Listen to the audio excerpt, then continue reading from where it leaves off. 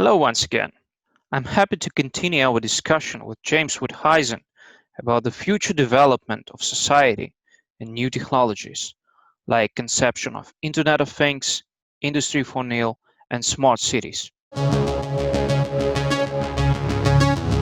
Okay, James, we were talking about the Industry 4.0. It's great, but let's take a look once again.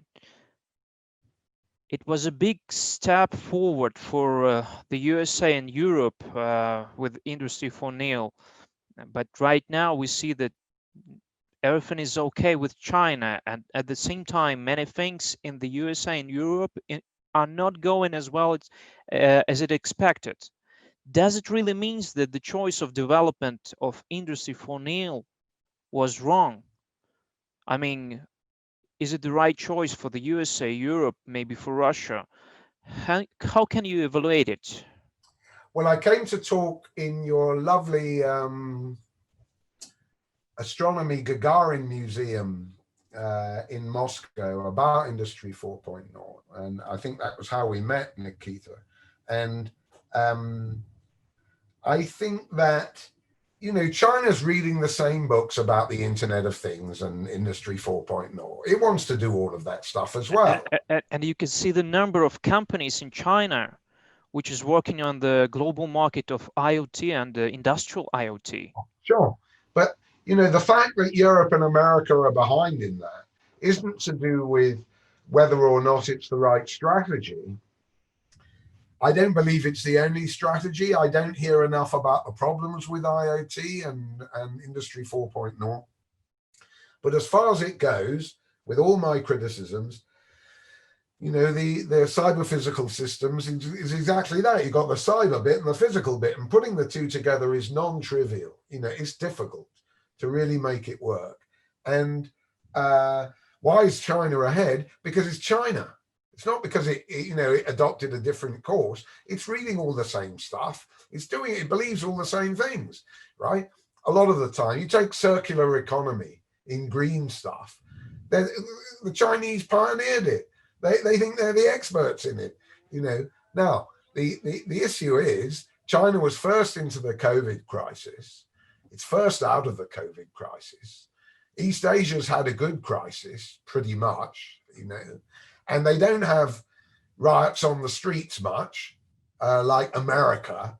They got it in Hong Kong, and they got problems elsewhere in China. But, you know, generally speaking, people are not going bananas too much. You know, they're right now. Japan, there's nothing happening in Japan, you know. So we got it fairly easy there. But China is motoring ahead, and America with its debt, much of it paid for by China, and Europe with its sloth and its bureaucracy are moving ahead in IT and in artificial intelligence.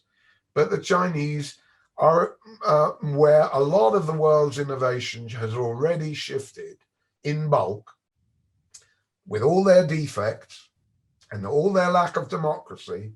That's been happening for the past 10 years. In energy, it's, you know, the head of General Electric, he wanted a government grant, but he said 5 or 10 years ago, China's ahead of us on all energy technologies, right? So if, you know, the Europe and America are slipping behind on this thing that Germany invented, German car manufacturers in the first instance, BMW makers sending their BMWs to China. Right? They were rightly worried, when is China going to build BMWs like us? Right? And, you know, now they're reaping the whirlwind. So China is ahead, likely to stay ahead. Okay, James, you first said it. I mean, AI. The topic of Industry 4.0 or 4.0 is clear. IoT conception is very close to its practice, and we can see many projects and practical implementation. Now it's time for the new idols. A super hype on AI. Watching the latest Gartner report, I have found myself that there is no emerging technologies curve anymore. There is only AI and AI-related technologies curve. What do you think about the AI technology in real? And is it the place for it in the future development? Is it more about the hype or real implementation in the future? Could you please tell me? Oh, well, how long have you got? That's what we say in England. I contest the category. I dislike the category artificial intelligence because I think it diminishes human intelligence. A computer cannot love, it cannot make a good joke, it doesn't have a spiritual side, it doesn't have a soul, it doesn't feel convivial with you or generous toward you. It can't make the same judgments, including political judgments, as human beings do. So when you take intelligence in the round, leave aside the fact that you're embodied, in a body that does that, right, which a computer isn't, then I'm extremely cautious about the category, right? Now, having said that, is it becoming more sophisticated? Yes. Are the Chinese pretty good at it? Yes. Is it everywhere like the liberal conspiracy press thinks? No. It remains true of artificial intelligence that rubbish in, rubbish out. Now the thing is that what you have drawn my attention to very well is that Gartner says it's the only game in town. This is very foolish, right? It means that Gartner does lots of reports, and if not Gartner, other people do, about silicon in photovoltaics, quantum computing, different kinds of displays, superconducting, and all kinds of things that are going on in 3D chips. There's a big discussion on that going on. And you could say, well, yeah, but that's all the hardware is subordinate to artificial intelligence. Not true. Artificial intelligence doesn't by itself depend on screens and all of these things. There are embodiments of artificial intelligence, certainly, that we could be impressed by. But, generally speaking, it's a very sad day that Gartner identifies no other emerging technologies. That it's just quite ridiculous. What about transmission? What can you do with lasers and optoelectronics and all of those things? And then they sell 1 million reports on all these other technologies. So I don't know what they're doing, saying, no, forget it, guys, AI, and way to go. Anyway, the concept's at least worthy of a critique, right? So we know what we're talking about. Yeah. So probably for the Gartner, it was the year of AI. More or less. Well, yeah, but the one good thing about Gartner is the Gartner hype cycle, which I commend to your viewers, right? Which it goes, new technology, wow, it's great. Oh, no, it's terrible. And they're very good about tracking all of that. They know about that. They're also participating in a whole lot of that. So it's rather a joke that they have this curve, Oh yeah, that's their job, actually. Yeah, exactly. If it's not the eye, what is the next big thing? I mean, for the market of technologies. I think some of the technologies I've talked about. I'll have to give a whole speech about it and look at the progress with there's different rates of progress, right? I mean, in voice control, AI will be important, but at the same time, sensors don't cost nothing. Transmission doesn't cost nothing. Cybersecurity doesn't cost nothing. So in order to make the AI implementable, you need robotic technology, you need sensing technology, you need the data analytics people, and you need all the engineers who connect with the real world of energy, materials, transport, and so on. Otherwise, what we're doing is imagining that there's this thing called AI that is out there, that is growing inexorably, and we must always say exponentially, although nobody knows what that means anymore, except some clever Russian mathematicians. And therefore we turn AI into a sort of what's called in Christian terms a graven image, or maybe an icon in Russia and so on, where it becomes a thing external to us, which we believe in, which we do not criticize. We do not look at the cost of it or the investment that's required. We don't look at other technologies that need to be hooked up to it. And, you know, it's all very unrealistic. It's very Silicon Valley. It's very driverless cars, autonomous cars. Are you telling me that an autonomous car in a snowstorm in central Moscow in February at night will be able to know what to do next, so that you can always keep your hands off the wheel at 2 a.m., including when there's a drunk rushing out in front of you in the snow, and he just happens to be in from the local hospital, he's in white pajamas, right? And it's white on white. You're telling me that Google cars with artificial intelligence can fix that problem in the next 10 years in Moscow in February in 6 feet of snow? I don't think so. And, you know, it's going to be the same in lots of other places and in lots of other situations. So we've got to look at it in the round, always step outside, you know, IT to look at what else is happening. I can tell you that RVC has a tech concourse, some kind of tech tournament, and one of, let's say, of the lines in that is called something like Night City or Winter City. So it's about the implementation of AI in real life. It's really amazing, just because you catch the main idea of it. But well, anyway, I'm very impressed, because I only just thought that up, you know, wanting to be sympathetic to Russians and Muscovites and so on. And I'm not saying it can't be solved. I'm saying to imagine that in the next 10 years, you and I are going to get anywhere near that technology. I don't think so. You know, not really. I mean, if I had to put my life on it, no. Even 20 would be quite good, you know, to conquer that problem. It's good that they're looking at it. Maybe I'm wrong. I'm in the wrong part of the hype cycle, but we need some time, and the number of great teams working well with AI and let's say related technologies. So, okay, let's come back and take a look on what is going on with the society and technologies.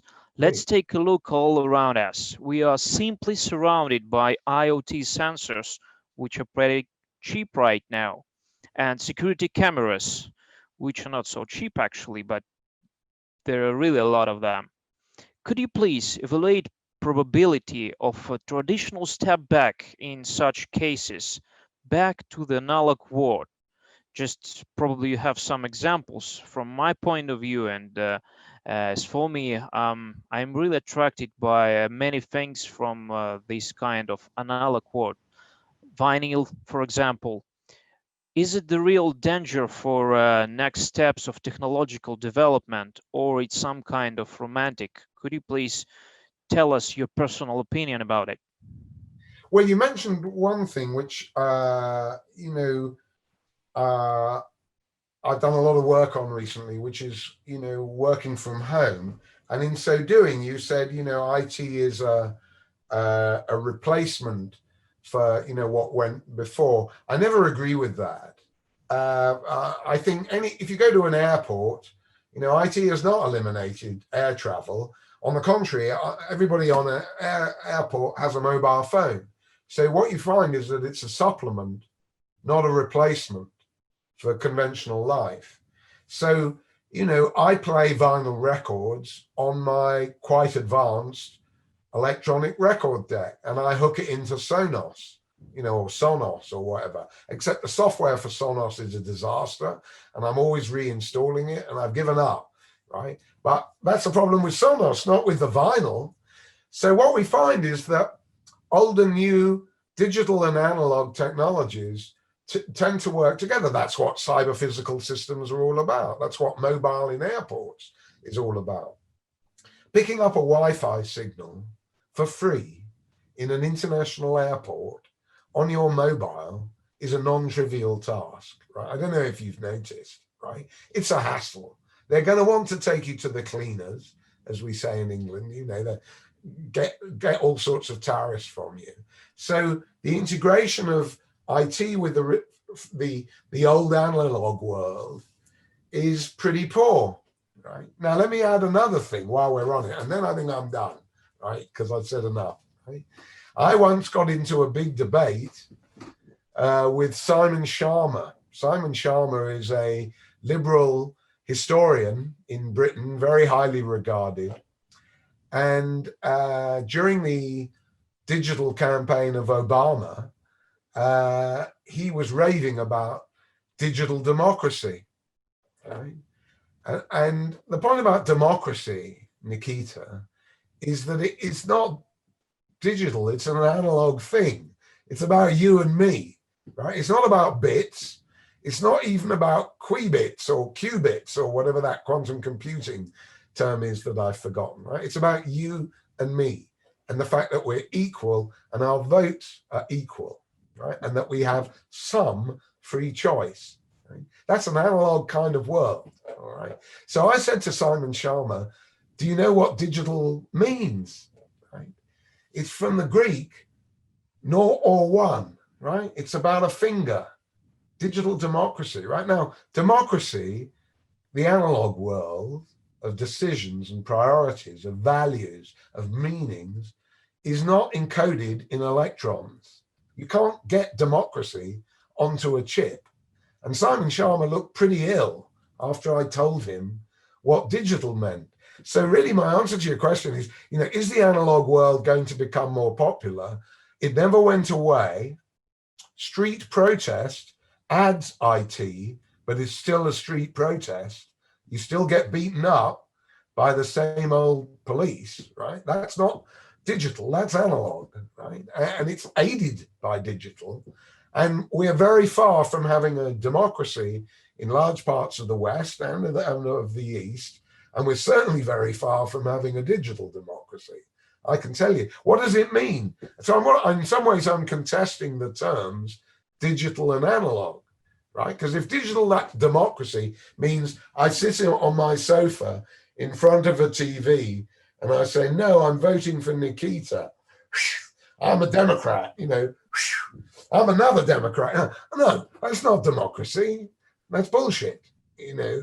So we got to take you know, I love it. I love all the digital stuff, you know, but is it really what we're talking about all the time? No. For a few techies, it is. For Eric Schmidt, it was, you know, in his sort of techie worldview when he was at Google, you know, but doesn't do it for me. So what can I say right now? I'm sitting at home like you, and not only vinyl is one of the things from analog world which would be close to me.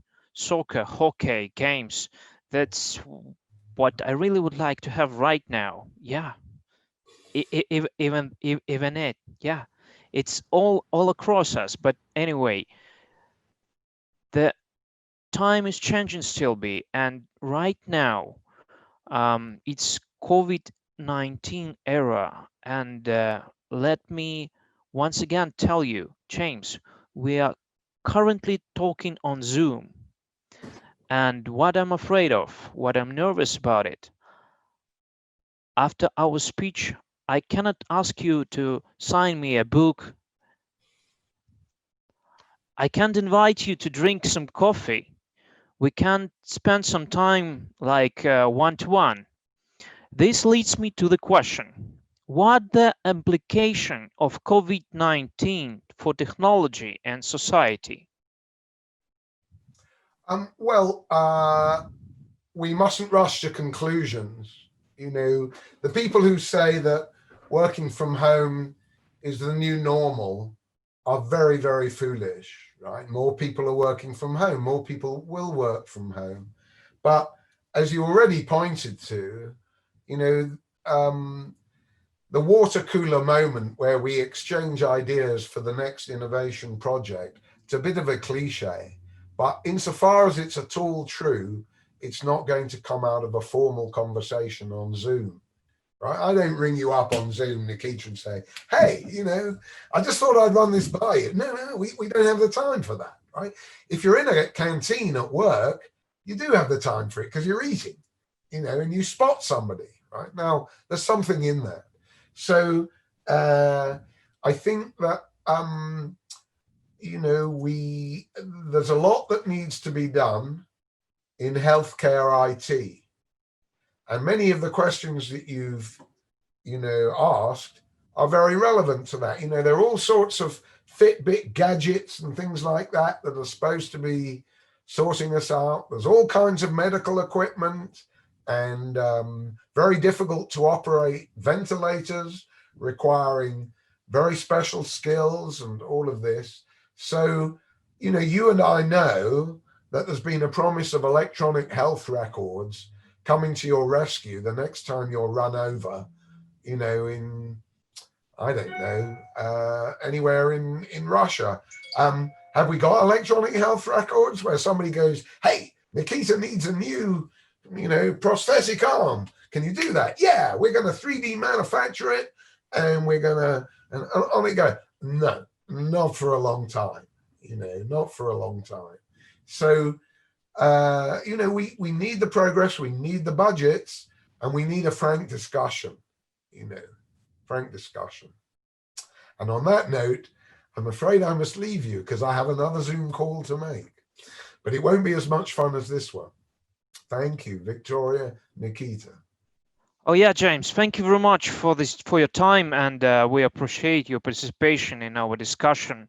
It was a nice time, and I really hope that our friends watching us will catch some new ideas for their own projects and for their future ideas for their development. And take care of you, and thank you very much. Hope to see you soon. Looking forward to your conference. See you soon. Bye-bye. Bye.